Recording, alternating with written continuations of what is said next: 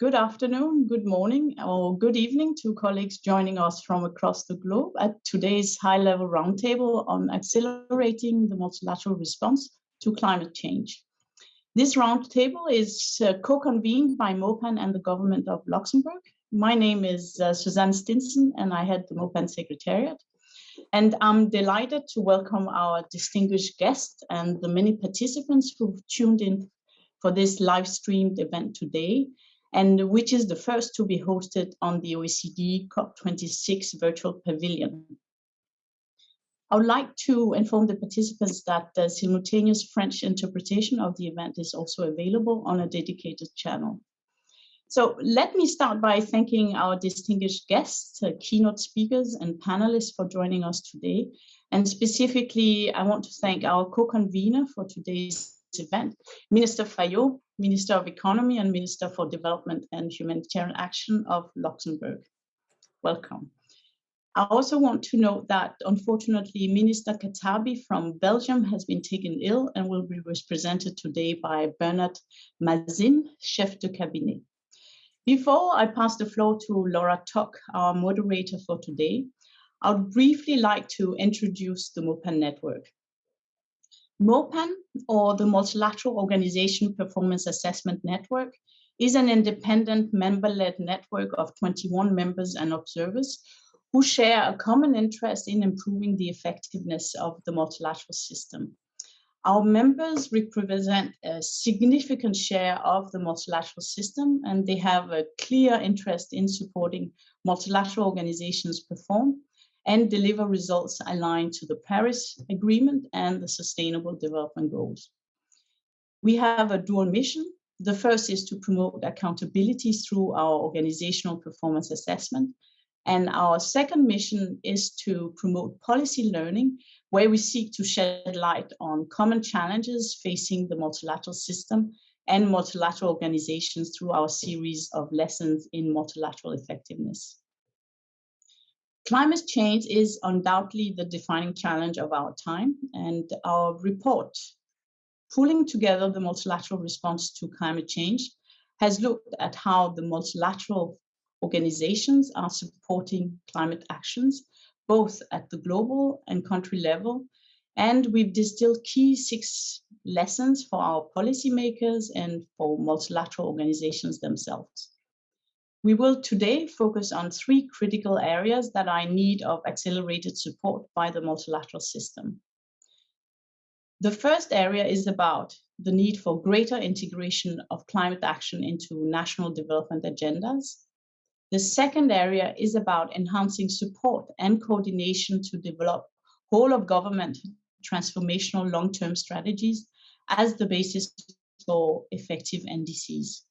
And the third is about creating the conditions necessary for the massive scale-up of private sector-led investment.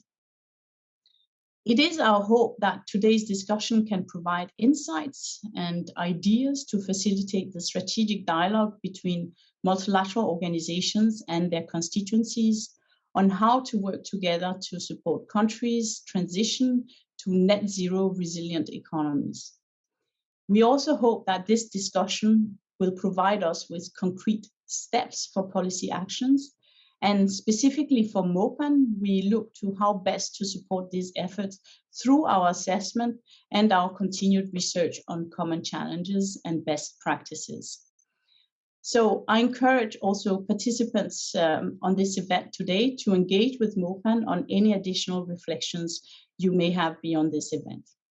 So let me conclude my remarks by thanking all the participants. We have more than 300 registered participants for today's event for attending, and also to the MOPAN Secretariat staff alongside the Centennial International Group, our partner in this research. So with that, Laura, the floor is yours, and thank you. Thank you, Suzanne. Good afternoon, good morning, good evening to everyone. It's great to be with you today. I'd like to start by setting the stage for the conversation we're going to have over the next hour and a half. As Suzanne just said, we've come together to discuss the main findings of this report that MOPAN just put out in the run-up to COP26. As she mentioned, it's called Pulling Together the Multilateral Response to Climate Change. pulling together, which is the important theme. And we're going to hear from a panel that includes leaders from multilateral organizations and from some MOPAN members.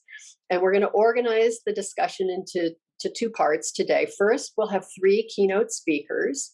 We're going to lay out the issues for us, and then we'll discuss those issues as part of a roundtable. Unfortunately, we're not going to have time to go into lots of details about each of the findings that have come out of the report. I hope you'll have a chance to read it. So as Suzanne just mentioned, what we've done is we've selected a few of them: ensuring country ownership, maximizing finance for climate action, and technology. And these topics are pretty rich in and of themselves and pretty multifaceted. But I'm hoping that in our conversation, we'll be able to get below the surface and cover those specific ones in some depth. And I hope that the conversation we're going to have will enrich a little bit the debates and the discussions that will take place at COP26 over the next couple weeks, especially those related to the role that multilateral organizations can play as enablers of climate action. So let's get started. First, I also want to thank Minister Fayot from Luxembourg for sponsoring the event today and for providing the opening remarks. As many of you know, Luxembourg is a leader in climate and climate finance, following through on ambitious commitments, driving the innovation agenda, and actually promoting best practices around the world. Luxembourg's leadership at the European and at the global level is actually a model for many. So Minister Fayot, it's a pleasure. The floor is yours, please. Thank you very much, Laura, and thank you also, Suzanne, for the introduction.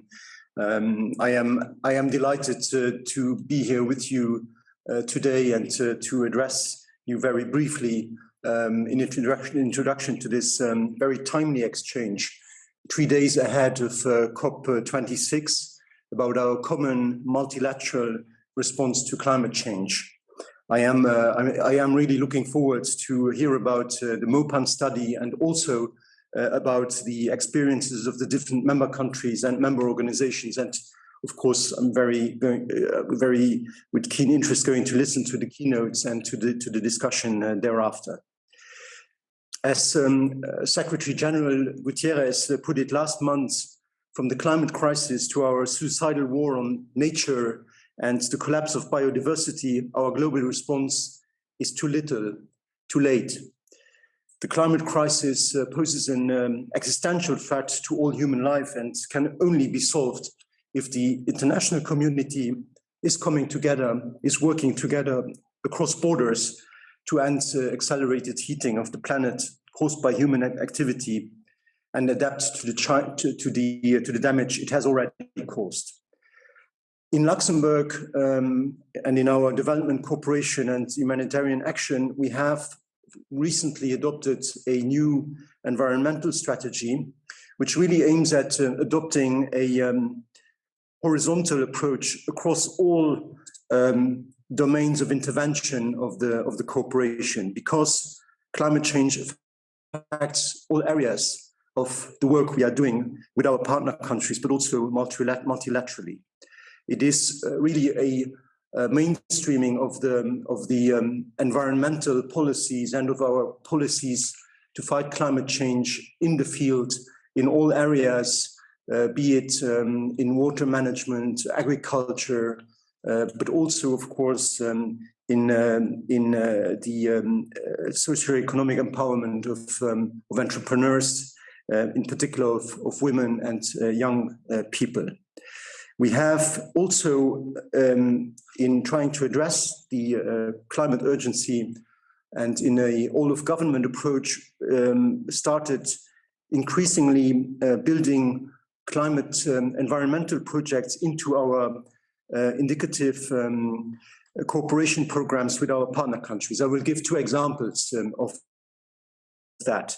One of them is in Cabo Verde, which is a partner country of ours in Africa, which is hit hard by a multi-annual drought, and which has to rely on desalination to do farming, to actually be able to continue working for its farmers. So what we did there is invest heavily in renewable energies, also in training and in capacity building to repair and attend to photovoltaic installations, but also to wind energy installations. That is one example, and we are continuing. That is a very big part of our new indicative cooperation program with Cabo Verde, so with increasing impact there. The other example is Burkina Faso, another of our partner countries in Western Africa, Sub-Saharan Africa, where we have a number of projects in reforestation, but also regaining land for agriculture and cattle farming. These are really two examples of projects that we are doing very specifically in fighting climate change and the effects of climate change for the populations there. But as I said, we are also really mainstreaming and looking at the impacts our policies have on all areas of our cooperation, be it education, be it vocational training, but also helping in building up infrastructure. And of course, also, when we talk about climate change today, we are also talking, in particular in these complicated countries, about the nexus humanitarian development, which is also really at the intersection of this subject. What we see in all developing countries with whom we work is that huge efforts are made to get to net zero as soon as possible in all these countries. But of course, it is so important for member countries and also multilateral organizations alike to assist financially. And that is why we need to keep up our ODA.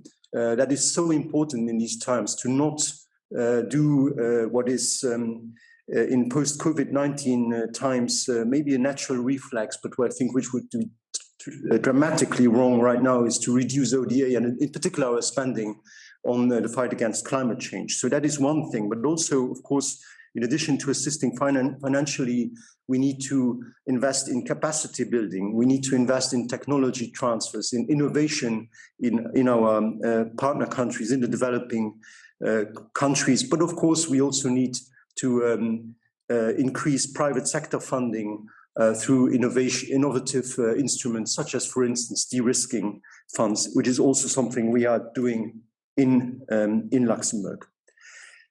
We are overall also trying to reflect on how we can make a difference, in particular as a small country, through using our expertise in finance, in inclusive finance, but also in digital. We have a program called Digital for Development, which of course also can make a difference in the fight against climate change.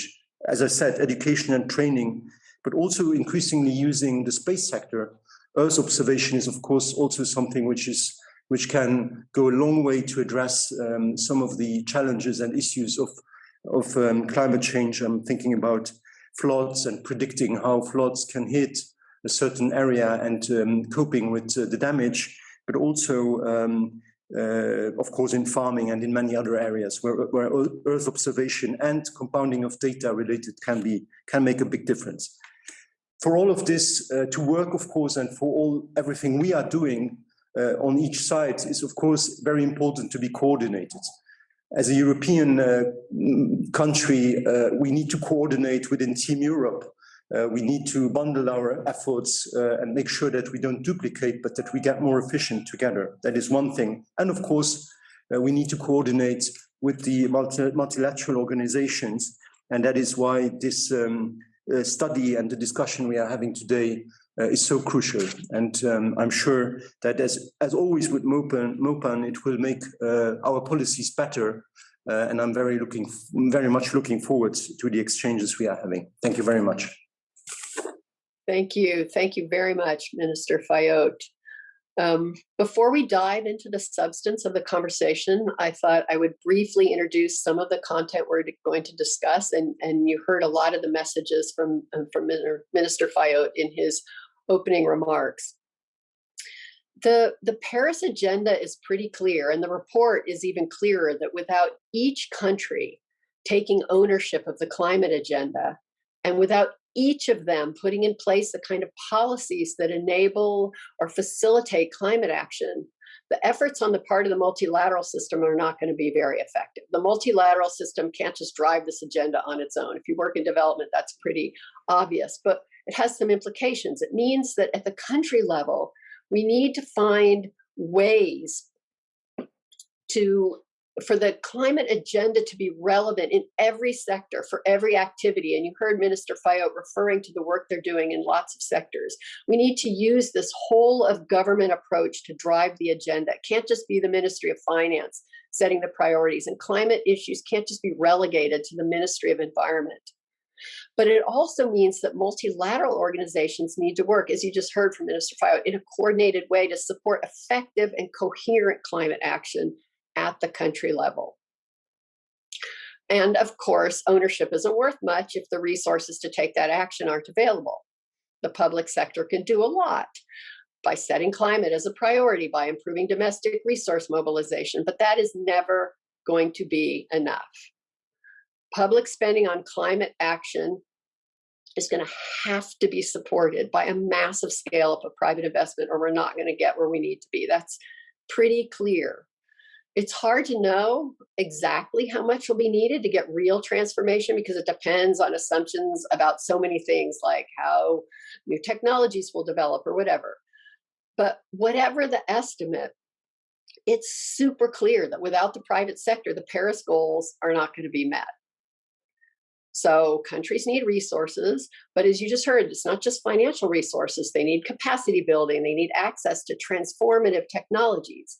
And we're already seeing the power of these new technologies like solar energy, which in the right public policy environment can be competitive with fossil fuel energy.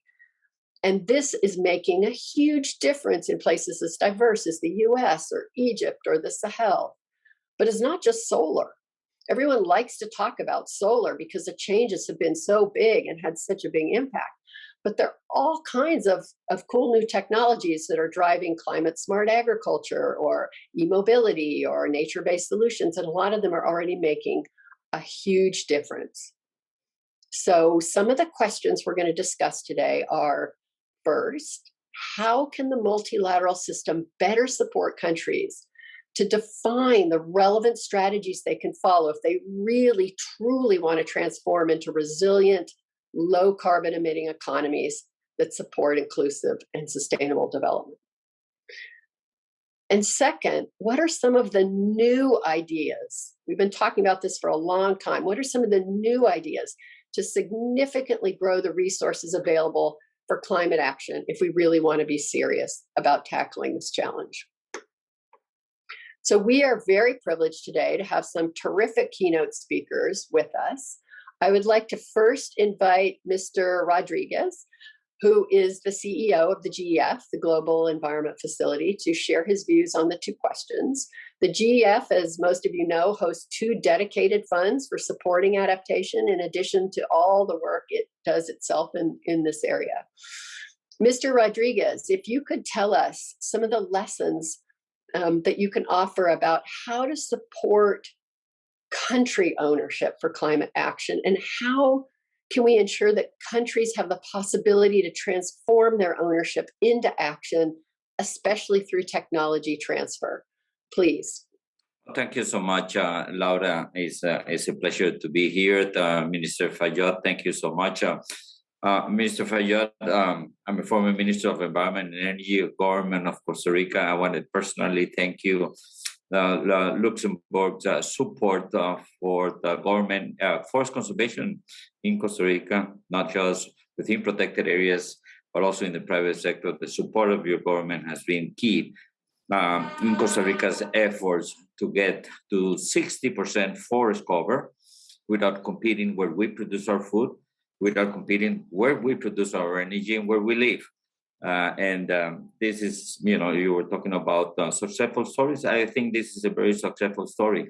Costa Rica was able to double the size of the forest, while at the same time that we tripled the size of our economy, and we went 100% renewable energy.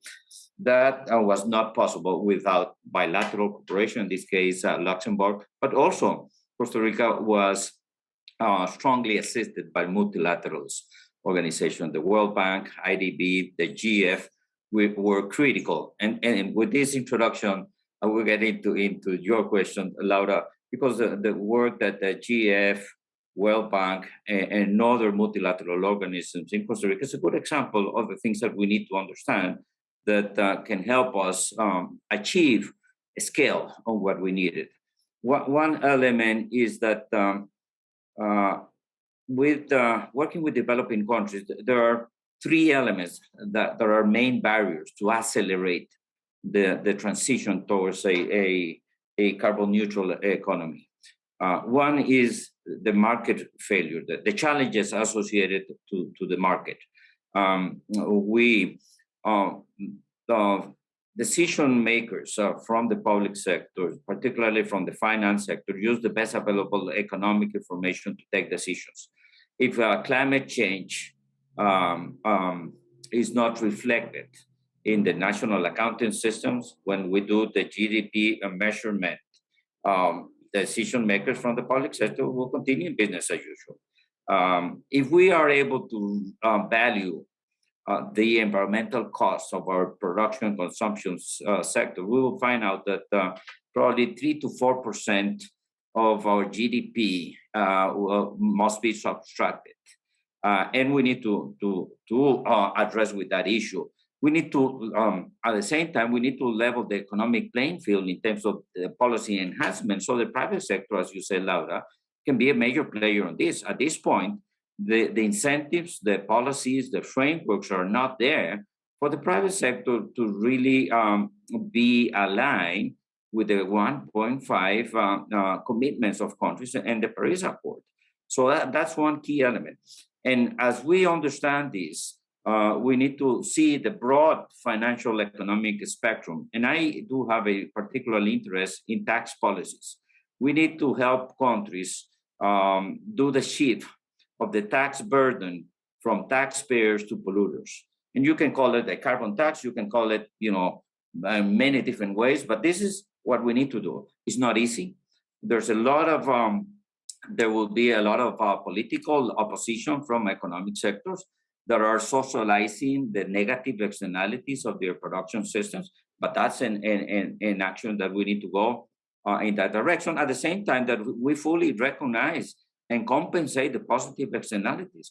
In Costa Rica, we put a tax on carbon, on fuels in 1997 that finances the payment for environmental services for those who keep forests. So the ones who pollute with fossil fuels has to pay somebody for keeping their forests for the carbon benefits. That's a very interesting mechanism by which we can deal with that market failure. The second element, Laura, is the institutional failure. Since the French Revolution, we've been in the trial and error process in creating the right agencies in the public sector to solve human needs. And we created all kinds of agencies, development agencies, education, health, and yes, of course, the management of natural resources. Unfortunately, the way we have organized governments with regards to the management of natural resources reflect a silo or a secular approach. We've got a Minister of Mining and Energy, we've got a Ministry of Water, and one on environment, one on oceans, one on fresh water, and more of this. And that has proven not to be the right framework for us to address in a coherent, holistic manner the management of renewable and non-renewable natural resources. We need to move from this institutional framework that looks at pieces of the landscape towards a more landscape institutional approach, breaking with the contradiction of different policies from different sectors. I was a Minister of Environment 3 times in the government of Costa Rica. And let me tell you, Laura, my biggest challenge was the Minister of Agriculture that has very different ideas, very, very different ideas to the ideas of the Minister of Environment. And they were part of the same political team. The institutional setting is not helping us to address the ambitious aspiration that we have with nature and climate change. So that's the second element as a barrier. The third and the final one is that we will never achieve carbon neutrality, nature positiveness, pollution-free well if we don't keep on investing in improving governance at all levels in all countries. And this may be a non-environmental issue, but it's extremely important. When I talk about governance, I'm talking about the rule of law, the independence of powers, the respect of human rights, accountability and transparency, the ease of doing business, respect of private property, intellectual property rights, free press, free independent courts. I mean, the list of topics is long, and this is extremely important. And 50% of the countries of this planet are not doing great when we try to assess their level of governance. Corruption is a big, big issue in the work that we do in our sector, management of natural resources and sustainability. So from our sector, we need to contribute into that. And my final point here, and I will reflect it with an example, Laura. 6 months ago, I received a call from the president of Honduras. Honduras has had 2 huge hurricanes last year, back-to-back, category 4, 5, that destroyed the country. And he asked me, what can we do with the JEF? And I explained him what we are already doing. But my point with the president of Honduras was, Mr. President, you need to see to all those policies that you are promoting that makes you more vulnerable to climate change. You got a lot of policies in the land use, in the agricultural sector, in the mining sector that are making you more and more vulnerable to climate change. You need to be more consistent, more coherent. This is where the JEF can help you. This is where the multilaterals can help you with that issue, because we are investing, I finish with this, Laura, we are investing way more resources in becoming more vulnerable to climate change and biodiversity loss than what we are investing in nature conservation and being on track with the 1.5. So policy coherence is a key element as we look into this net zero race into the future. Thank you so much. Great, very good points. Thank you so much. Bernard, Mazjine, you are representing the Minister for Environment in Belgium, and your ministry faces the challenges of working with a whole of government approach every day. And you also face the challenges of creating this enabling environment for technology change and climate-related investments.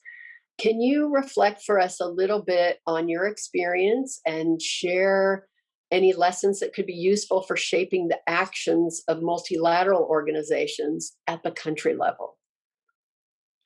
Thank you, Madam Moderator. First of all, let me repeat that I need to apologize my minister because she's ill, but she nevertheless asked me to take the opportunity to participate in this important event. As Minister Fayot said a couple of days before COP26. Extreme weather events across the globe, and including unprecedented and lethal floods in our country last summer, are a stark reminder for us to challenge the international community and to face climate change. And as such, the IPCC report published in August confirmed the dire situation we are in globally. The magnitude and the nature of the climate crisis requires a multilateral response. There is no alternative. In an increasingly interdependent world, we need to find global responses to global crises. It should thus be no surprise that Belgium is a proud and active member of MOPAN. And addressing your questions, Madam Moderator, yes, the question related to the importance of taking a whole of government approach to tackle climate action is very pertinent. It's clearly a challenge for both developed and developing countries. While the ambition in the federal government, for example, in Belgium is clear, well, there was still a need to specify, align, and properly plan for the different policies and measures. Their specific contribution to our climate ambition required further fine-tuning. And as such, during the first year that we are now in office, we elaborated a climate governance framework with roadmaps involving all the ministers in the design and the implementation of the federal policies and measures contained in the National Energy and Climate Plan. And my Minister Katabi, spares no effort to remind each of the colleagues that there are all climate ministers. So progress will be evaluated on a regular basis. We will make it public, and from there, additional action can be taken if we notice we are not on track to reach our climate goals. And to assure every minister remains on board, is conscious about the challenges we face and the commitments our country has made at different levels, knowledge and analysis are shared and discussed at the highest level of the government. Only a couple of weeks ago, for example, Minister Katabi, my minister, joined the Prime Minister and the Vice Prime Ministers for an informative meeting about a recent IPCC report, among other issues. And a third element I like to mention, in addition to the roadmaps and knowledge sharing amongst the ministers, the other ministers, is that Minister Katabi takes care in placing the climate emergency in a broader sustainability context, sustainable development context, highlighting the connections with other pressing issues like biodiversity loss, ocean pollution, and public health. The SDGs are, to my minister, an invaluable tool to ensure policy coherence for sustainable development, which implies, again, a whole of government approach. And under the leadership, I might say, from my minister, the federal government has, for the first time since many years now, a new sustainable development plan, has now included and asked the other ministers to include the SDGs and at the target level in the annual policy notes of each minister for the parliament, etc. So in the context of our collaboration with partner countries, and also our vision on multilateralism and the whole of government approach, is we try to reflect also this approach. And for example, in our increasing engagement in the NDC partnership and the support we provide to NDC implementation through facilitators in a number of partner countries of the Belgian Development Cooperation. These facilitators ensure coordination across ministries in design and implementation of the countries, and ensure by doing so the whole of government on the ground. Now, about climate finance, ladies and gentlemen, well, it's an important element, which is also addressed in the MOPAN study. We're glad for that. And from there, we see it as a key enabler for ambition. And in that context, the Belgian federal government has decided to increase its contribution, respecting the principle of additionality. Adaptation, in particular in LDCs, will remain a priority for the Belgian climate finance. A significant part of our climate finance is spent through multilateral partner organizations.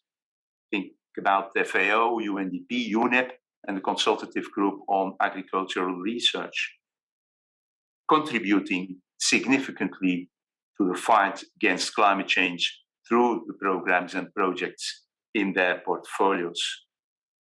A couple of figures: in 2020, Belgium provided more than 400 million euro core funding to multilateral partners that have climate actions in their portfolio, and an additional 40 million climate-specific funding through multilateral channels. The findings in the analysis of the MOPAN study can also be considered in the context of these multilateral organizations. Belgium is currently institutional lead for the evaluation of UNEP, together with Switzerland and the Netherlands. UNEP is an important player and partner in our support for NDC development and implementation across the globe. And this evaluation will be presented soon to the wider UN membership, and we're looking forward to discussing MOPAN's findings also at that time. However, ladies and gentlemen, today, a study released by the Carbon Disclosure Project indicates that not even 1% of the larger investment funds have a portfolio that is in line with the goals of the Paris Agreement. It demonstrates the urgency for governments and the multilateral system to ensure massive and rapid scale-up of private finance, respecting all planetary boundaries. Madam Moderator, let me conclude by stating that Belgium stands ready to continue the cooperation, the exchange of experiences, the mutual learning in the context of MOPAN and the broader multilateral system. Our shared objective should be to accelerate the response to the climate emergency and turn it into a point towards a more sustainable world. Thank you, Madam Moderator. Thank you so much, Mr. Mazjine. I like this, each minister is a climate minister. And again, we're hearing this story of policy coherence, the need for it. Finally, let me turn to you, Mr. Houérou. You've worked at the World Bank and EBRD. You were head of IFC until recently, where you led significant reforms to the IFC business model. We know when we talk about resources, we need to think about scaling up private sector investment. Tell us what you think the role is that the private sector can and should play to achieve the Paris goals. And what do you think the multilateral system needs to do to create the right environment? You've seen the strategy papers coming out of all the MDBs and so forth. Are they going in the right direction? Is this supporting what needs to be done? Please. Thank you, thank you, Laura, and thank you, Suzanne, for inviting me to this event. Indeed, it is very timely, but you made already the point that I wanted to make. I mean, according to the script I have here, which is why do we need the private sector? I mean, it's very simple. I mean, and it was already recognized by the UN system in the Addis Ababa agenda in 2015. And the UN, I think, explicitly recognized that there is no way that with even the most optimistic forecast on ODA that we can win the development fight, let alone the climate finance fight. And that was before COVID, 2015. Now, before COVID, so it was true, and we were not ready, to be honest. And what was true before COVID, I think it's going to be even more true. I just reviewed the IMF, the recent IMF forecast, and it's not surprising. Post-COVID, all the budget deficits are going up, public debt is going up. So where is all the trillions, the valse of trillions that we see in terms of needs coming from? Where? From where? There's no way out. So the private sector has to be put to work. Now, the private sector is very rational. They will go if they can make a profit, because if they don't make a profit, they basically go bankrupt. It's very simple. And when they invest, they have a risk-return framework, which is very clear. If the risk is too high, they ask for a very, very high return, which makes, if it pushed too far, it makes the projects non-viable. So these are the key things. So here I like to put three things on the table very quickly, because I know that it's a big topic and little time. The first was broached by you and Carlos. I think that it's worth repeating again and again. Private sector is neutral. Private sector will go where it makes money. So the key, and it will react very rationally to incentives. Now, incentives is both economy-wide incentive. I mean, if the macro stability is not there, I mean, you're not going to invest for 20 years and immobilize your resources. Same for, it was said, I think Carlos mentioned, and he's right, basing things that are, cross-cutting again, like property right, enforcement of contract. I mean, otherwise, the private sector is not going to come. But on top of that, this is kind of cross-cutting. You have to have sectoral regulations. And there, for example, I mean, one thing that I feel very strongly about is we can do a lot better by including better specification on construction codes. I mean, we in IFC, we have a program where we can save 40% of water and electricity by just changing the specification of buildings. And that's huge, huge. So you can have also, you can do the same for waste management. What are the guidelines for waste management at the country level? So this policy dimension, I cannot underline how much it is critical and central to whatever the private sector will go left or right or up or down. And by the way, I was reading, and it was a bit distressing, a working paper from the IMF that shows that the subsidies for fossil fuel, it's about, I have the number somewhere, I think it's about a few trillions of dollars, and what I remember is 6.8% of the world GDP. That's today, that's in 2020. And worse, they project that it will increase. So it's very hard to talk about private sector if the revealed preference by governments is to subsidize fossil fuel. So on one hand, we say we have to have a net zero. On the other hand, where the real money is going is subsidizing fossil fuel. I mean, we should start with that. And let me give you an example of what the multilateral can do working with government. And that is in the MOPAN review, which is the Bendan solar park. Now, the Bendan solar park is quite a success. And again, it's where IFC took the lead to put about 10 bankers around the table and finance $2+ billion of a big solar park that will generate 1.8 gigawatt of new capacity. This is equivalent to what the Aswan Dam is generating in electricity. These are millions of solar panels that you can see from space. Now, all this is very nice and it's going to produce clean energy together with Aswan. And by the way, it's near Aswan. But we have to remember, this will never have been possible if before that, the World Bank and the IMF with the government completely reform the energy policy of Egypt, including the price and getting rid of the subsidy, because then it makes sense for a private sector to take the risk, and because they can put a price which will make them a profit. It's very simple.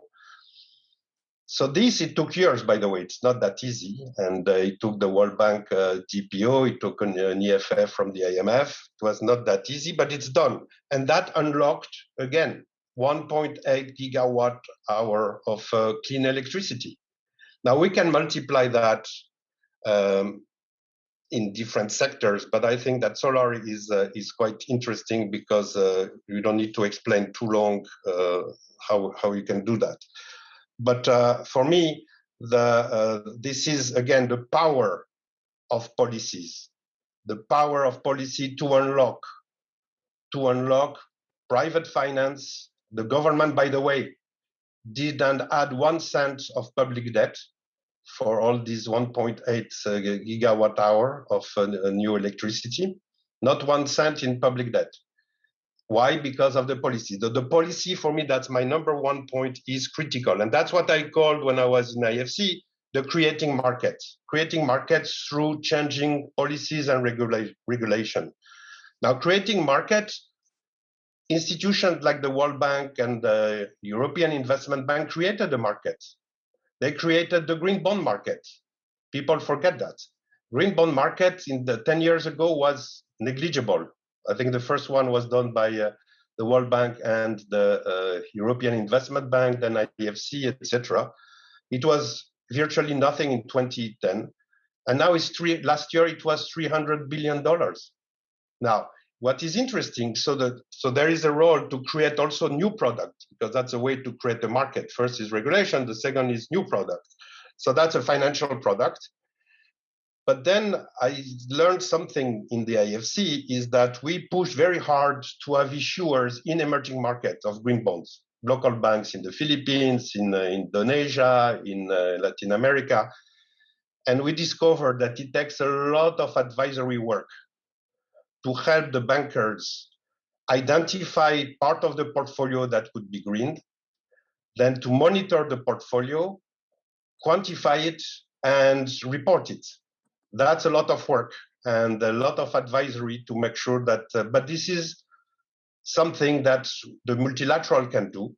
It's advisory work that unlock the possibility for these banks to issue green bonds. That's another example.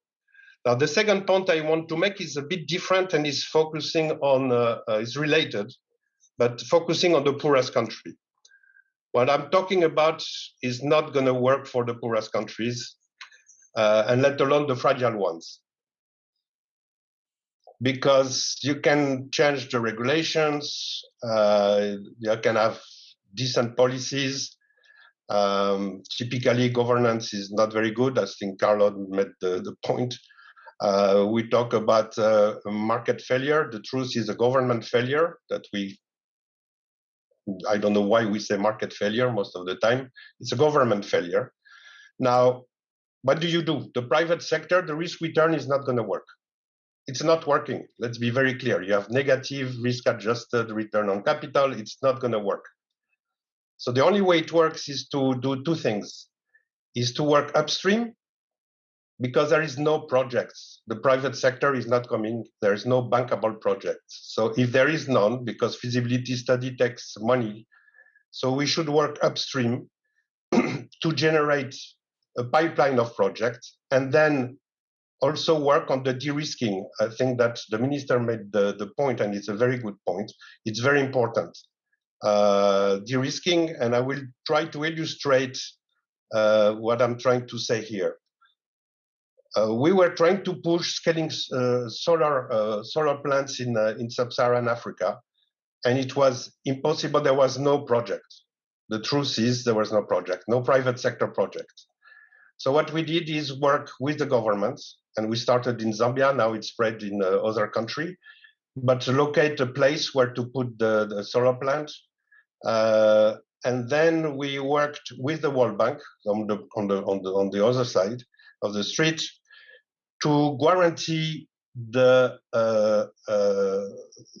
price at which the electricity will be bought. Because in a lot of countries, to wrap up in the next minute or so. Oh, that's going to be very tough.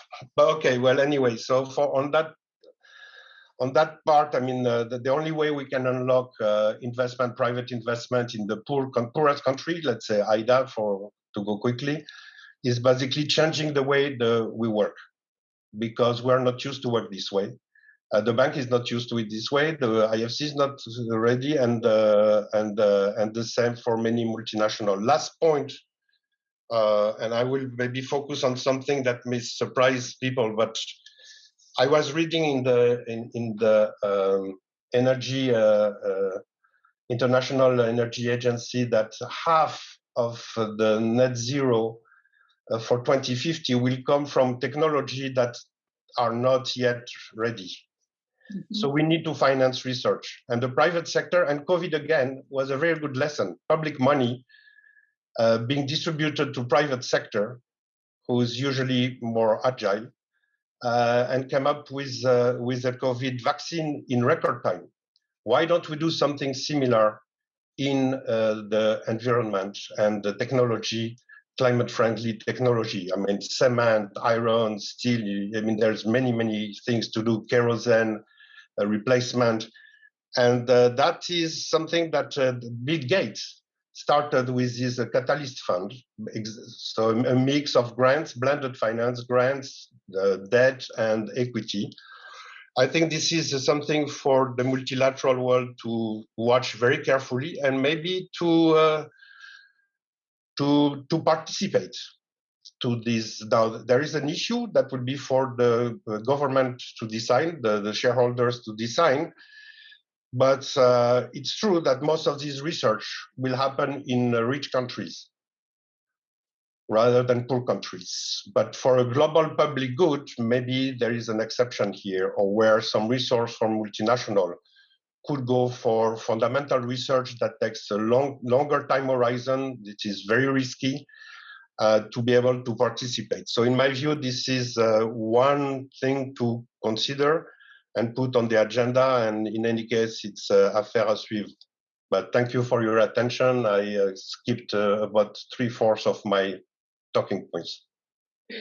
Thank you, Philippe, though. It was very interesting and lots of practical and thought-provoking ideas. So we've had 3 absolutely outstanding keynote speakers and speeches, and I'd like to thank all 3 of you for your contributions, busily taking notes here. They were very good. And I want to turn to the panel for the next half hour to explore in a little bit more detail some of the questions and some of the ideas that they've put on the table. We're running a little bit behind schedule, so I'd like to ask each of the panelists to try to stick to 5 minutes, if possible. And I would like to turn first to Joe Puri. Joe, are you there? Yes, ma'am. Great. You are the Associate Vice President for the Strategy and Knowledge Department at IFAD. Before that, you headed the Environment, Climate, Gender, and Social Inclusion Division, where you were able to contribute directly to this MOPAN report. And you were also head of evaluation at the GCF. So that gives you a very interesting perspective or perspectives to bring to us. Since we're talking about country ownership of the climate agenda, can you talk a little bit about your experience in supporting countries to get this kind of outcome? And how do you think IFAD could collaborate better with other organizations to help support this whole of government approach? And one more question, how do you think your member countries and MOPAN members in particular could best support this collaboration? All in 5 minutes. Thank you, Joe. Yeah. Thanks very much, Laura, and congratulations once again on the document. I really appreciated it, and thank you also for involving IFAD. So it's a big question, right? Country ownership. And as I looked at the question, I thought, okay, let me at least parse the words that are there. First, country ownership. And I think I'm going to sort of reflect on my current experience as well as my previous ones to say perhaps we be a little bit irreverent here and think a little bit more about, well, what do we mean by country ownership? Because a country is not a monolith and it's not just one homogeneous blob. And yes, we can, and I think Philippe spoke about it, but so did Carlos, even within administrations and within country leaderships, there are different ways of thinking about the same problem. The NDCs, the LTSs, to the extent that they are there, so the long-term strategy, sorry for using abbreviations, the nationally determined contributions, the national adaptation plans, they all reflect and are one possible opportunity for different parts of a country to come together. And they do reflect a possibility and provide a platform where different parts of the countries of a country do come together. But I think this is a question that we should all be honest and sort of concede a little bit, that there is no big definition of what it means to be country owned, even other than sort of saying leadership will lead and, you know, we'll be subservient to it. But within that, and again, I think recognizing that whenever, suppose we were able to define country leadership there, it is important to recognize that there is a important role for responsibility and accountability that comes from countries, that IFAD, for example, and most multilateral organizations do recognize that there is a responsibility, leadership, and accountability that is shared with countries, and that there is also an institutional leadership role that is assumed in every time we talk about country ownership. Now, in the context of climate, I think there are a few things that I'd like to raise that are also IFAD's experience. First, how does IFAD work on a lot of its investments? So for those who don't know, IFAD is both an international financing institution as well as a UN agency, right? But so that means 95% of its overall portfolio is actually a lending portfolio. and some part of it is grants. So we do blend, in the traditional sense of the word, grants and loans, but we mostly come in to really into opportunities that are presented or discussed in deep consultation with countries, in both devising their country strategies, but also during that. So these country strategies are discussed by countries, they have leadership there, but when those come together, they also provide us a platform to discuss not just with country leadership, but also with other institutions. And the MOPAN report actually does a good job of also talking about other stakeholders, NGOs, civil society organizations, as well as many others. And that provides us a platform to discuss what these opportunities would be. But the second part, and this is sort of thinking about country ownership in the ambition sense of the word. So yes, when we are talking about climate and recognizing that climate is a multi-headed monster, and we've got to think about different ministries and different silos and bring them together, that's one. But I think the second thing is really seeing a synergy during implementation. And here's something that the country, in the traditional sense of the word, does play a very important role when EFAD is working within countries. So we work, of course, with different parts of the country leadership there, but in our project management units, these are put together by countries that EFAD supervises, provides oversight to, and technical advice to. The third thing that I wanted to raise, and Laura, please just raise your hand when I'm close to 30 seconds away from my 5 minutes, is really an example.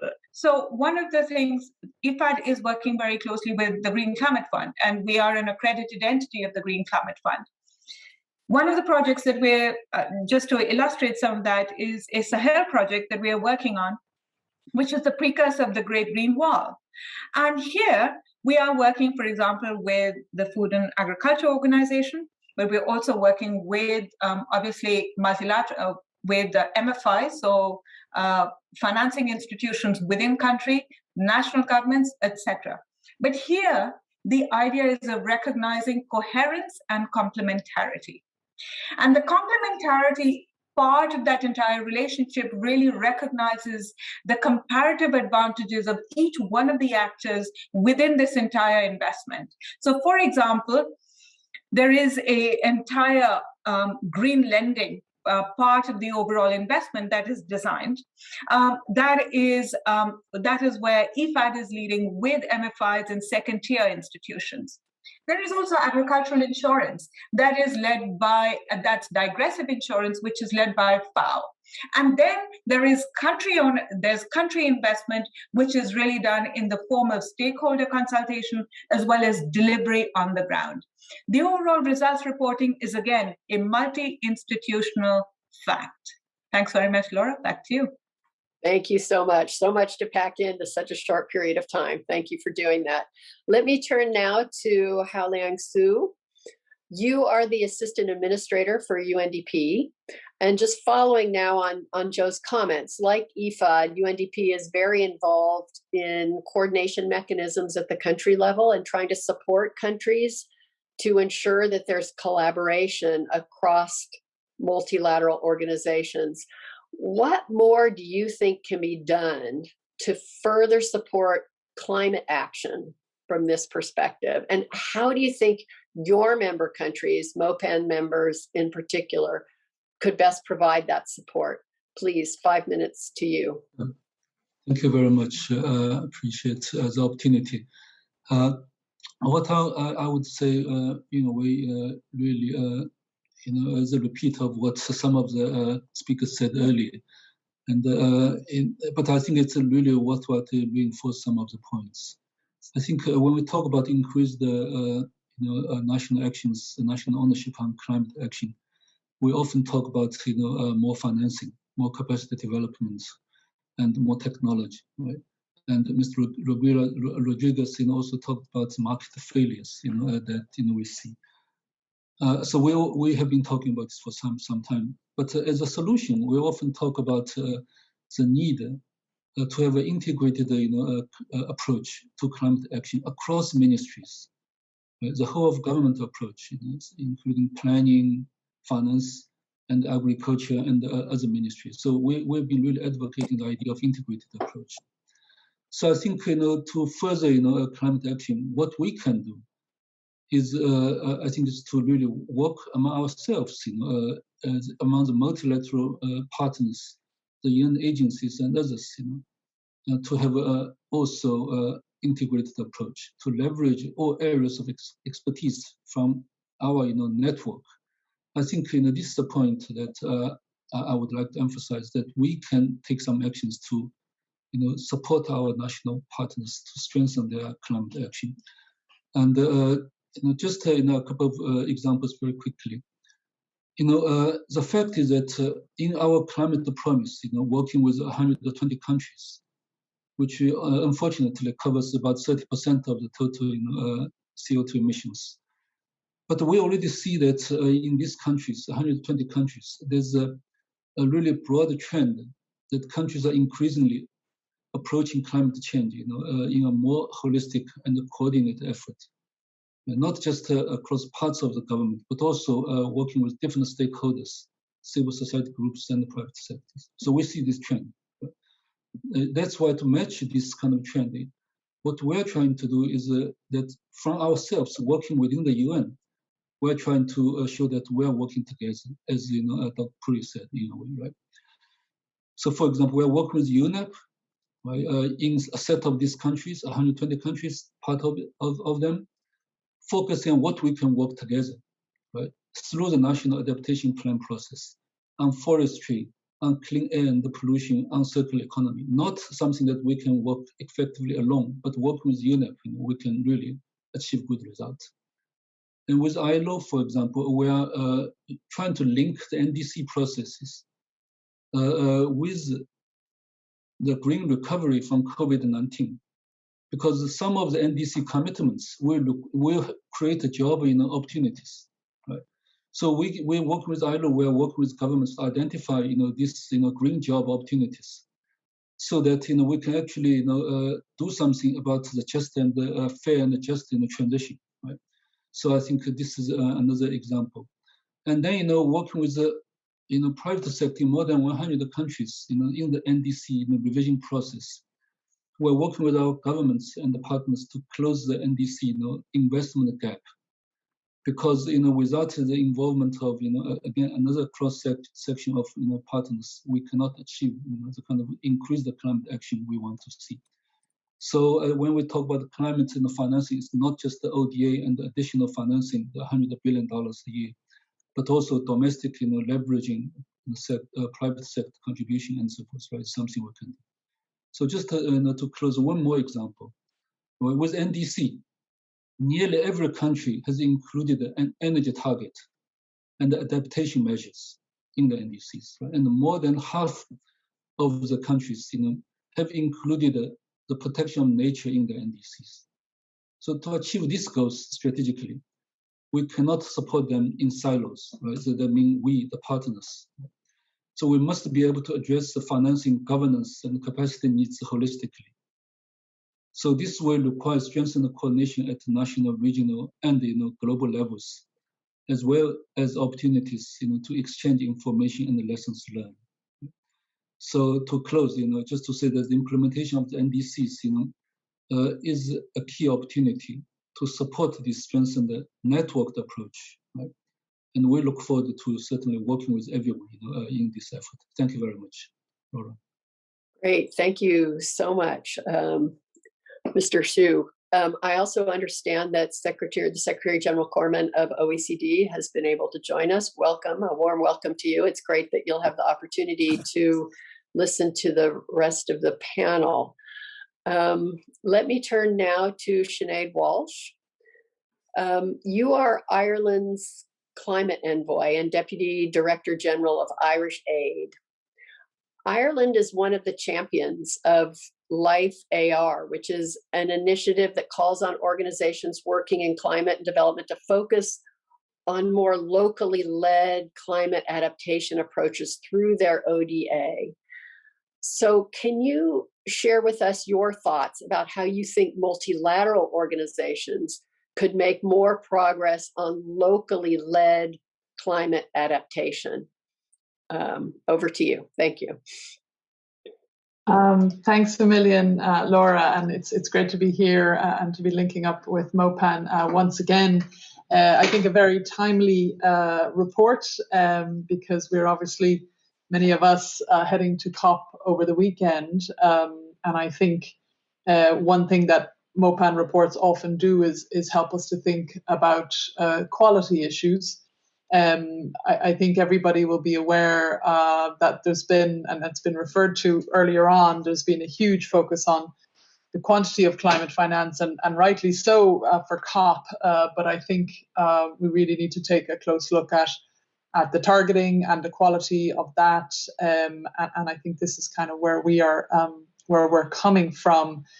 I think I want to touch really on 2 points. On that vein, one being the focus on adaptation in general, and the other being the focus on local level adaptation, as you mentioned, Laura. I mean, I think for us in Ireland, we're very much adaptation people. Almost all of our climate finance goes to adaptation, particularly in LDCs and SIDS.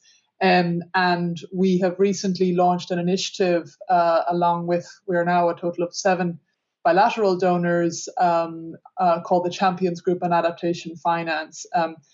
That is looking at issues of quantity, but it's also very much looking at issues around quality and accessibility of finance. And actually, we're just in the process now of reaching out to multilateral organizations to join this group. So, some representatives on the call today may already have been contacted, but if for any reason you haven't and you'd like to know more, then feel free to get in touch with me bilaterally. We launched it at UNGA. We'll have another event at COP, and we want to definitely increase the overall share of finance that's going to adaptation, but also look at some of the really tricky issues. And I think Philippe touched on some of these issues. One of which being, we know that adaptation is less bankable than mitigation. And we know, as Philippe said, that there are huge issues reaching, the most vulnerable and particularly conflict-affected countries. And this is very much my experience. My last posting was with the EU in South Sudan, and it was very difficult to have conversations with, multilateral organizations, private companies, and so on, because it was sort of a list of countries they just wouldn't even discuss or even visit or do recce's in, and South Sudan was on that list. So I think one of the things we want to do in the Champions Group is actually try to get behind a lot of the talk about we need more adaptation finance, which we can just agree on, and really try to tackle some of the barriers in a very frank way, as Philippe, I think you very much had started to do. I'm sure you could have continued, on what are the barriers. And I think as has been made clear, the private sector, are profit oriented and rational, and we need to come in and bridge that gap. And we haven't done very well at that so far, at bringing the private sector in.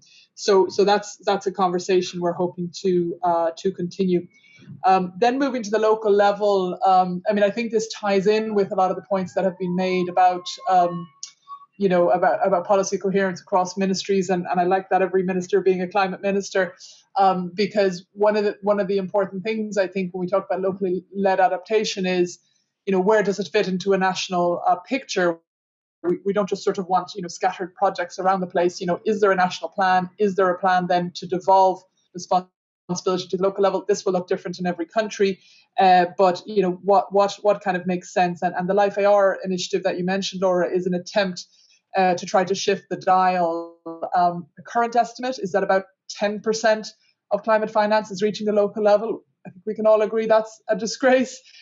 So how do we move that up? And we're working with a group of least developed countries to try to do that over the coming years and to increase that percentage to 70%, which is the goal. And I think, as I say, part of it is looking at issues around, how we can do this systematically from the national level to the local level, but also, how do we work with communities in general? How do we work with small and medium-sized enterprises on this level of things? So I think there's some good there's some good content, I think, in the MOPAN report that kind of helps us to get to that stage. But I think a couple of good examples, and I might just finish with a couple of the examples that we are quite keen on at the moment. One is actually something that we're working on with the Asian Development Bank. We have a trust fund with them for building resilience, and that's looking at essentially small island development states that are members of the ADB. There's, for example, in Tonga, there's community adaptation projects being supported. There's development of community action plans in urban Vanuatu, and various programs across the SIDS it's a relatively new fund, I would say, but it's sort of showing up, I think, some good possibilities on getting that financing down to the local level.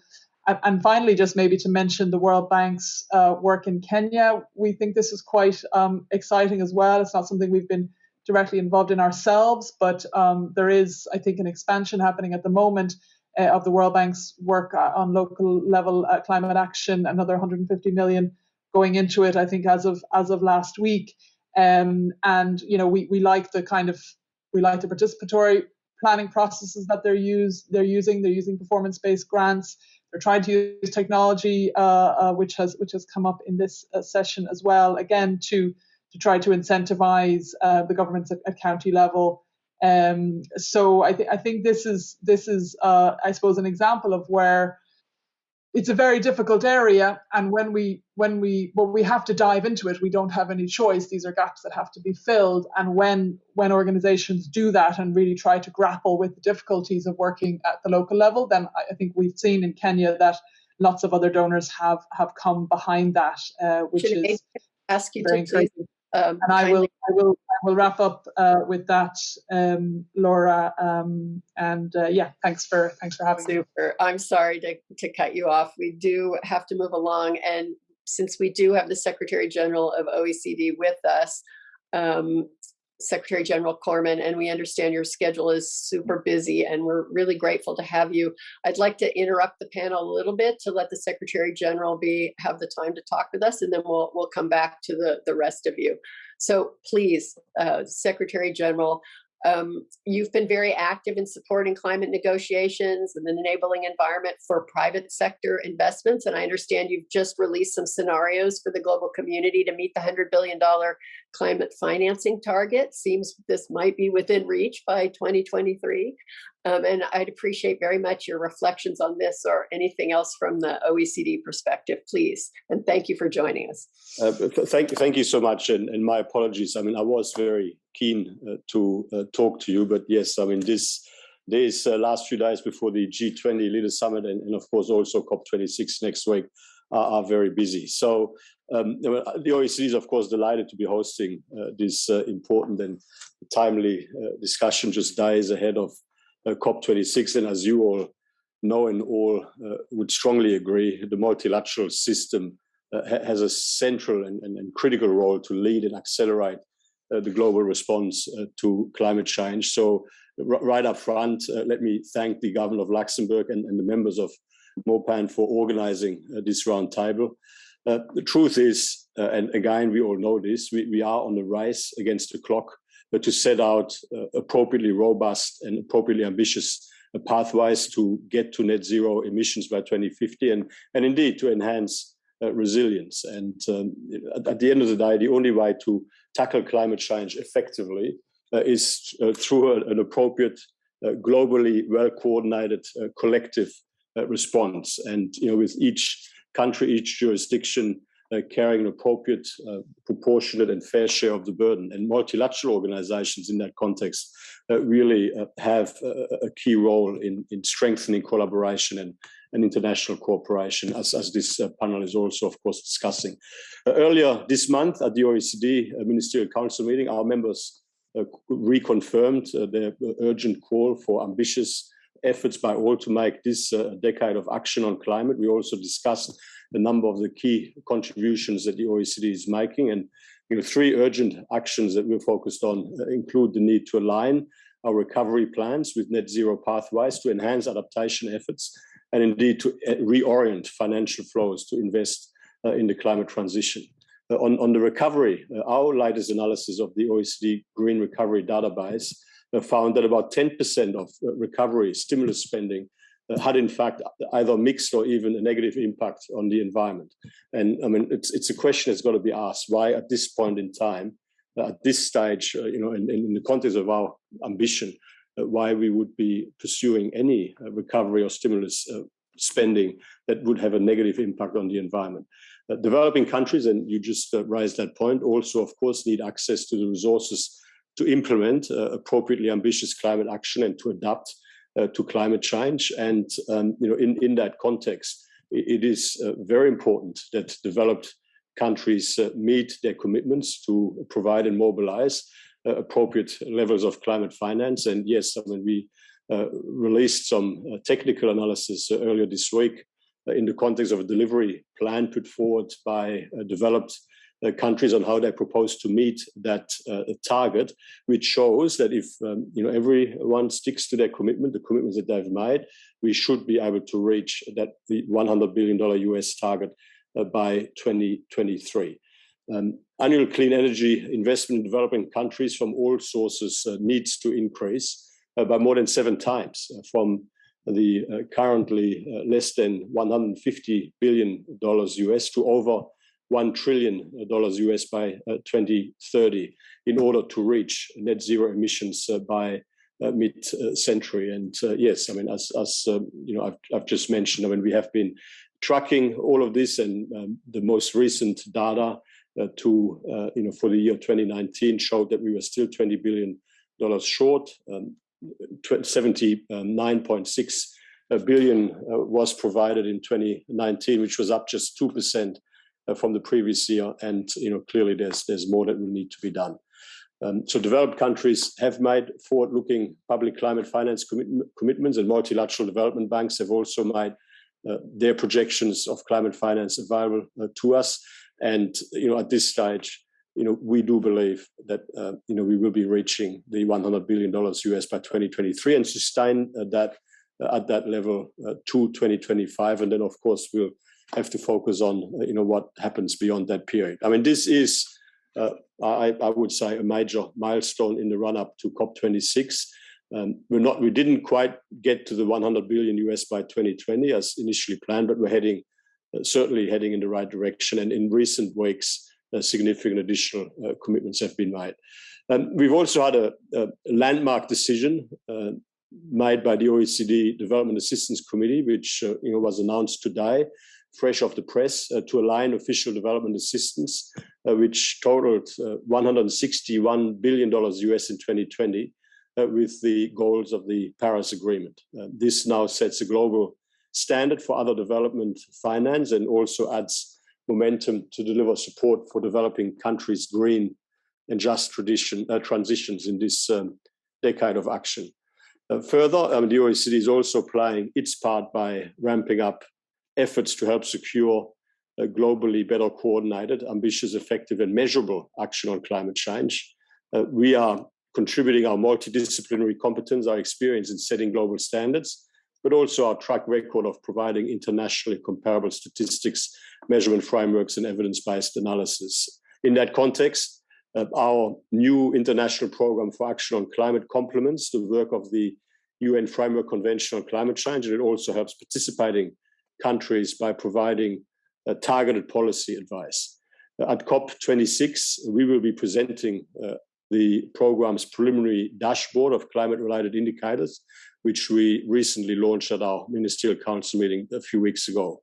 We will also launch the progress report of our Climate Action Monitor, which provides a digest of countries' progress towards their climate goals, building on the dashboard and supported by a policy framework. And finally, we've also put forward a proposal, which I believe is important, to help facilitate an ambitious but internationally more coherent, globally better coordinated approach to the pricing of emissions.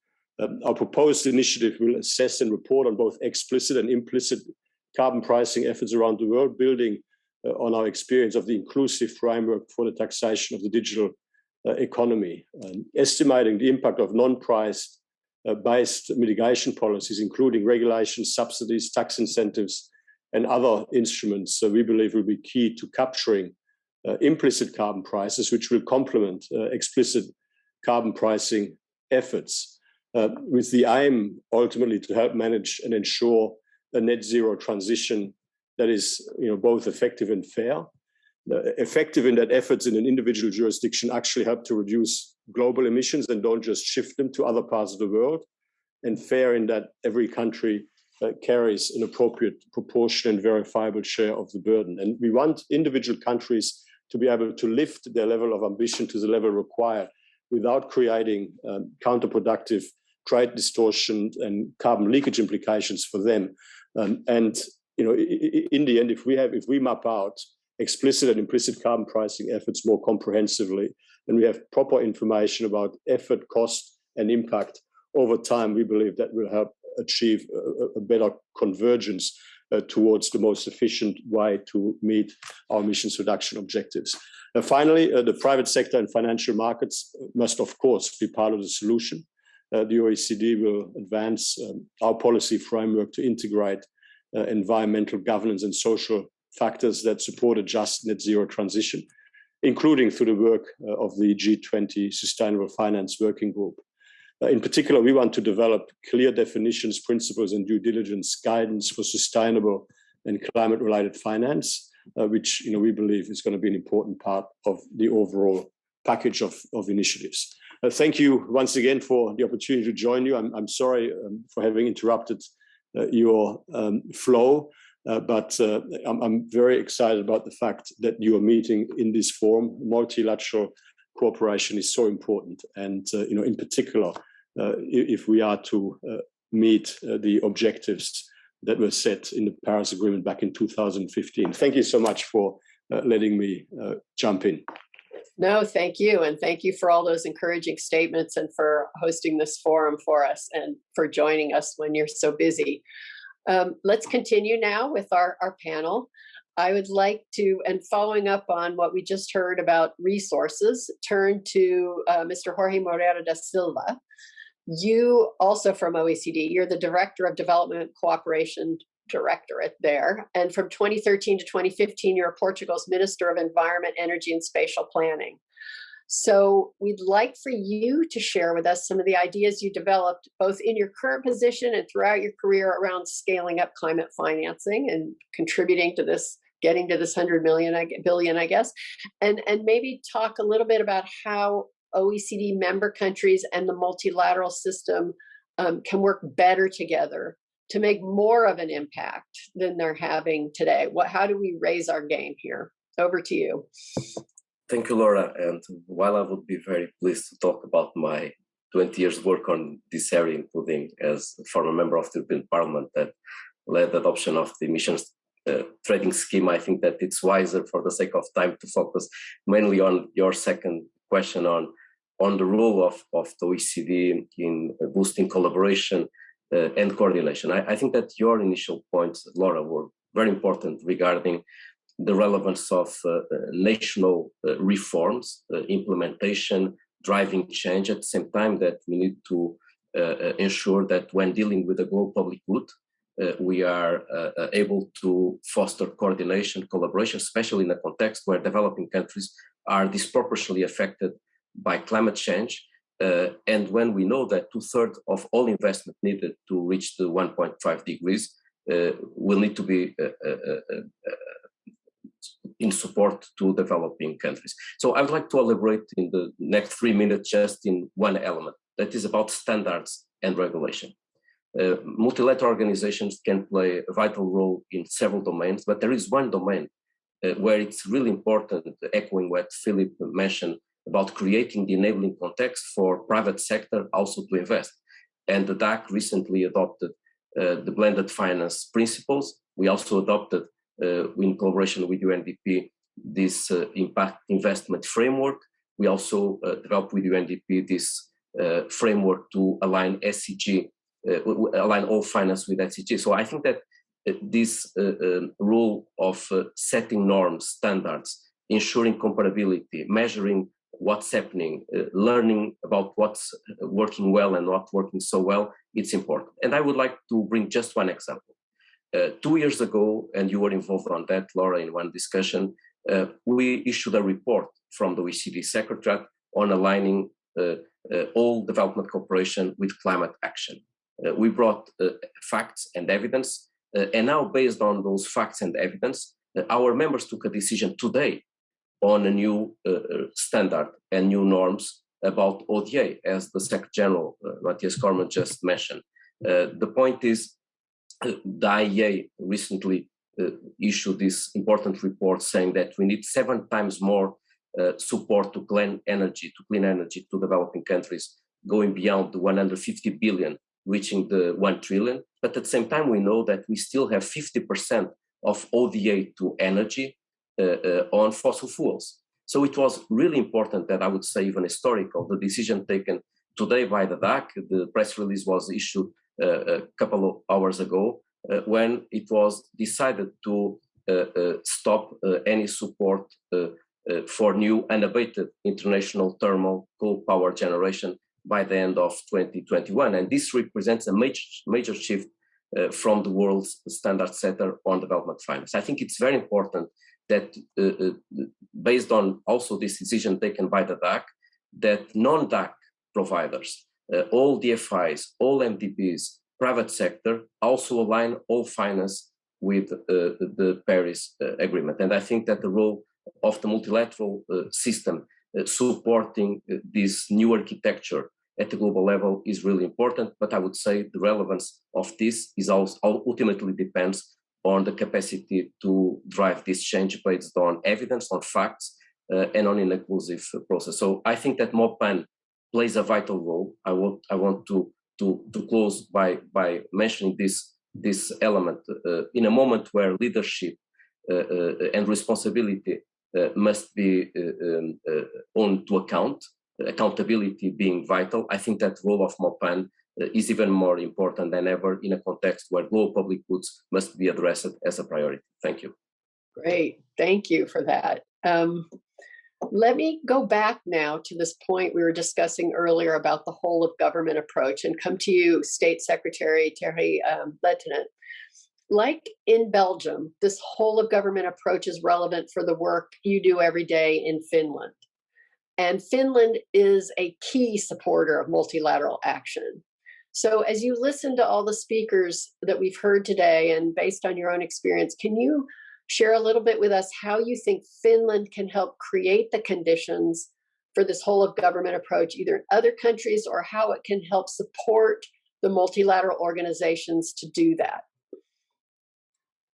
Thank you, Laura. Thank you for the questions and for inviting us. It's been a very interesting conversation, and it was a very interesting and timely report from MOPAN. If you allow me, just first a few words about our own experience. Finland has indeed a strong whole of government approach in respect of climate policies and sustainable development. And climate and sustainable development objectives are in fact also at the core of the current government program. We have a long tradition to work across sectors in different ministerial working groups, networks of civil servants and broad-based consultative bodies connecting ministries with representatives of civil society, research, and also business.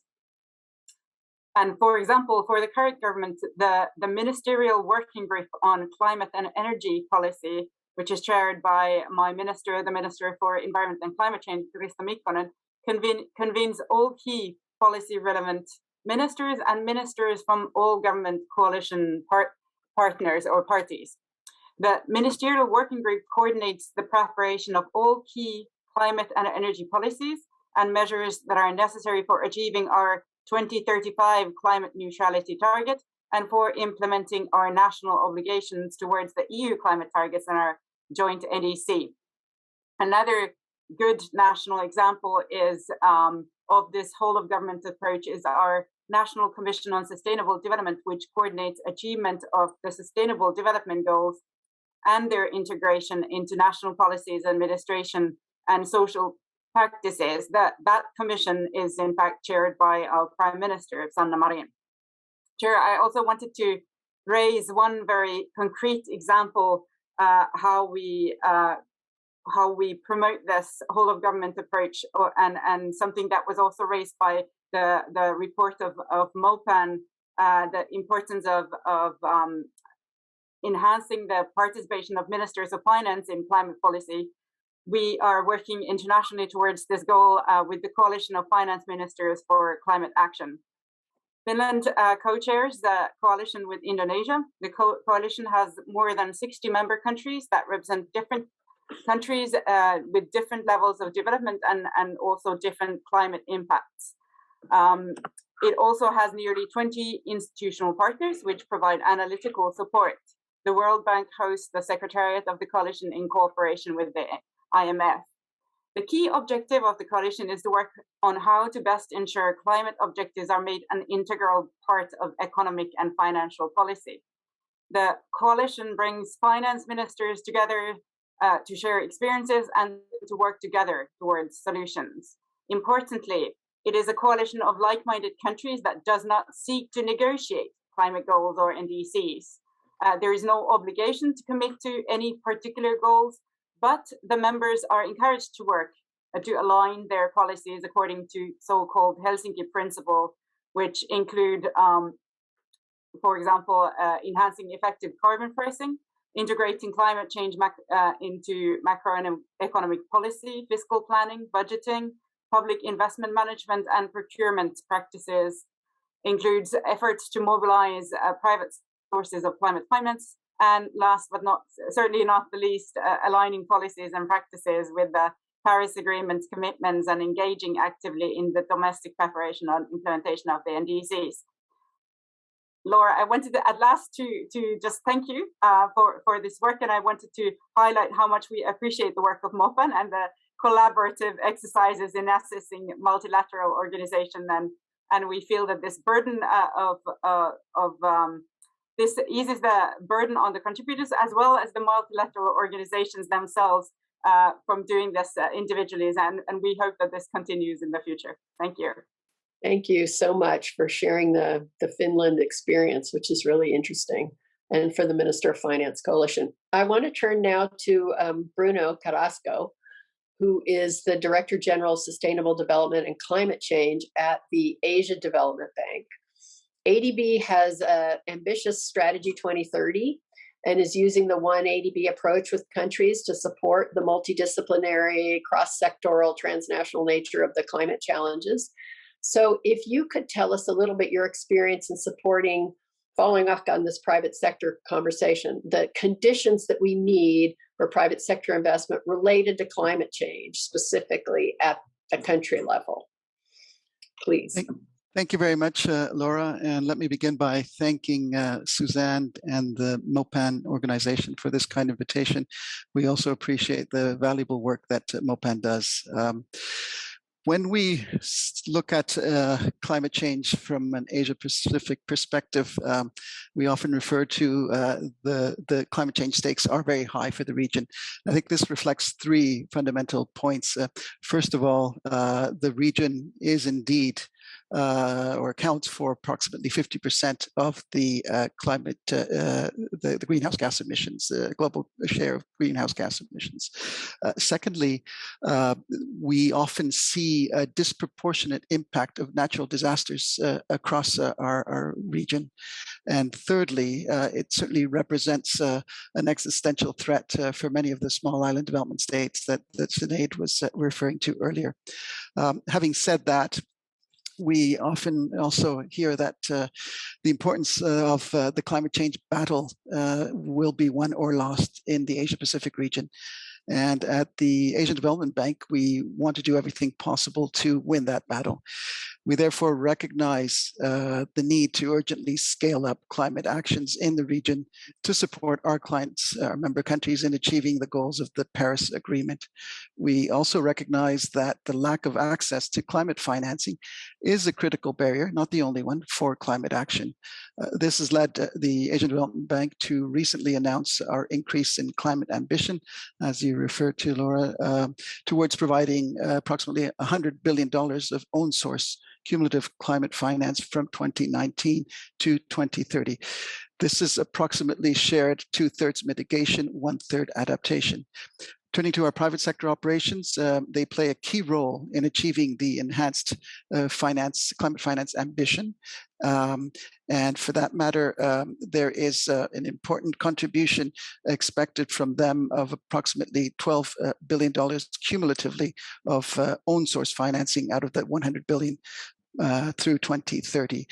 In addition, and this is an important aspect also, we aspire to crowd in a further $18 to $30 billion in cumulative private climate finance to match this ADB ambition.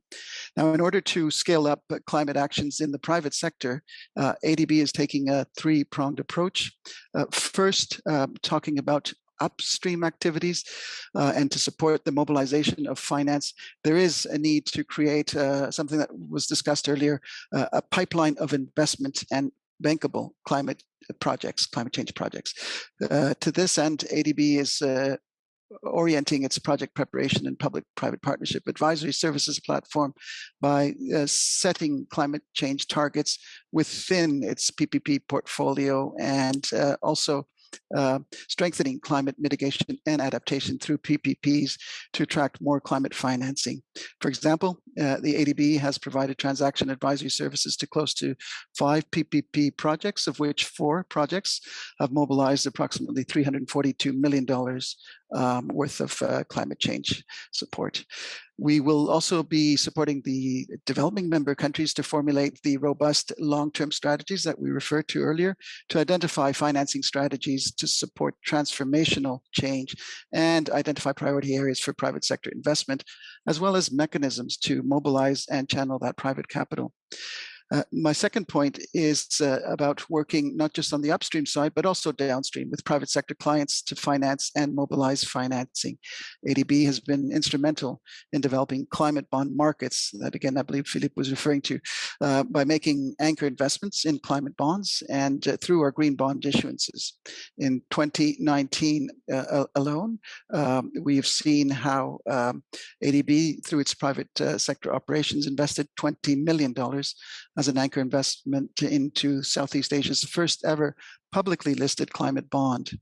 We usually work together with clients to support their climate bond certification. In addition, ADB, through its sovereign operations, continues to work towards supporting capital market development programs through such things, again, as Philippe was mentioning, policy dialogue, policy-based operations, creating an enabling environment, but also through our technical assistance capacity. And we very much treasure the support that many of the countries contribute to this capacity, including the Irish on the adaptation side that Sinead mentioned. And that capacity development is essential also to get a better appreciation of how governments need to change and better adapt to the important changes that are occurring in terms of the climate change agenda. This has included also developing frameworks for green financing to better mobilize the pool of large savings that characterize our region. This enabling environment will again help us to crowd in private investment into green bonds. Another example is that ADB has supported the establishment of the ASEAN Catalytic Green Financing Facility, which is an ASEAN infrastructure fund initiative that supports governments of Southeast Asia to prepare and finance infrastructure projects to promote environmental sustainability and contribute to climate change goals. The ACGF is very much currently supporting the issuance of green, social and sustainability bonds as part of Thailand's COVID-19 recovery program, mainly through the development of bond markets and a bond market framework to help the country design bonds based on these best practices. And finally, as the third example, ADB has been creating new platforms in order to structure and enhance public-private collaboration on climate action. A very good and exciting example that we're going to be launching at COP26 will be the Energy Transition Mechanism, or ETM. This is a very exciting and promising initiative to promote the transition to clean, renewable energy by retiring coal power plants early. ETM, we believe, will be a game changer on how the public, private, and philanthropic sectors can join forces, come together, and provide blended solutions to address the climate change. Finally, ADB's increase in climate ambition was announced recently by our president, President Asagawa, reinforcing the critical role that ADB will play in this decade to scale up climate actions and serve as the climate bank for the Asian Pacific region. We also believe that the climate-focused vehicles, such as the EETM, the Energy Transition Mechanism, will create additional revenues to meet this ambition. With that, let me pause. Thank you very much. Thank you so much. And I just really want to thank all the panelists. I know it's such an effort to try to cram so many fantastic ideas into the short period of time that we gave you. But it's been incredibly rich and really powerful, some of the contributions, suggestions, and observations that you've shared with us. So really a huge thank you. I know we're a little bit over time. I just want to end by wrapping up with a few takeaways that I had from listening to the conversations. There's so many good points that I can't possibly reflect them. So I just wanted to hit on a couple of the big points. I think the MOPAN report has given us some pretty unique research. I think we all agree with that on the contribution and the important role that multilateral organizations are playing to support country-level climate action. So, of course, one of the big takeaways, no surprise, was this point about the whole of government and whole of society engagement, and that we're just not going to get the lasting policy and behavior change that we need. We heard that we need to find a way to make every minister a climate minister. And from the Secretary General, we heard, we had a lot of hopes that the post-COVID-19 recovery was going to give this opportunity to build back better and get a green recovery, but that the situation is actually pretty mixed. And we're not seeing countries really embracing the opportunity to fully change direction or restructure their economies, despite all the large-scale stimulus spending, or maybe because of all the stimulus spending that's going in. So we've got to figure out a way to do this differently. We need to empower countries to get these synergies and implementation based on comparative advantage. We heard that multilateral organizations could usefully help with this by focusing more, for instance, on working with countries on their NDCs and their long-term strategies so that these new investment programs fit into a climate-consistent framework. And thinking of the role of MOPAN, it's going to be really important to keep looking at what successful steps that multilateral organizations are taking. And we heard a lot of them today, but to support governments, people, the private sector, and unpack why are they working and try to share them and build this body of best practice to drive at the country level.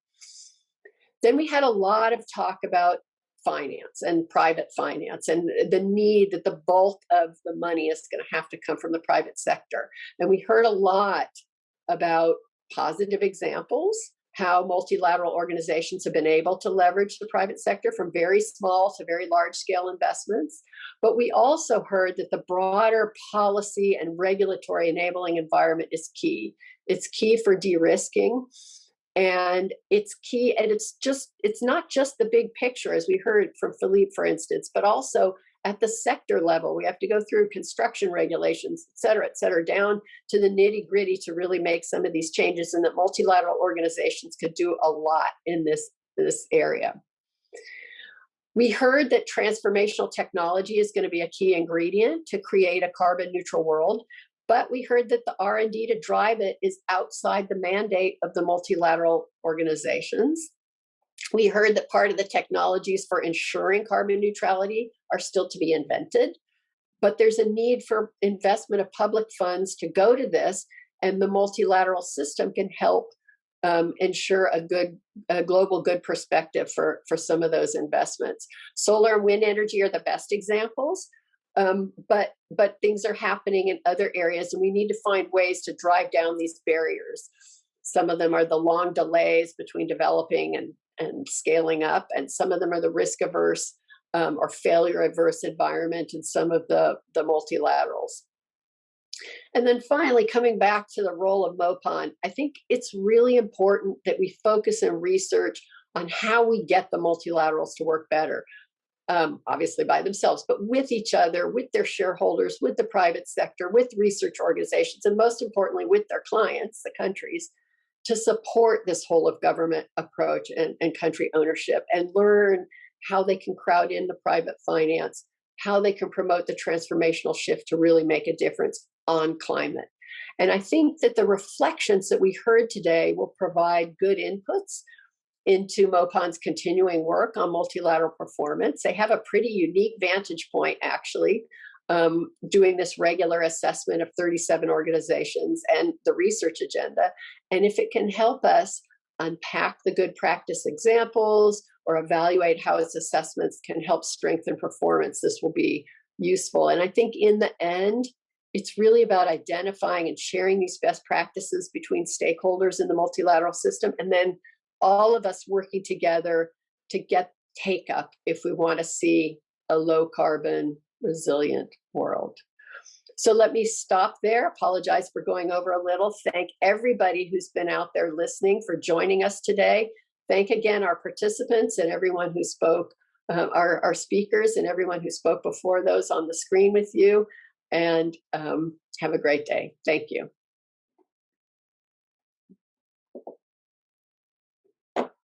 Goodbye. Bye. Thank you. Bye-bye. Thank you very much. Bye-bye. Thank you.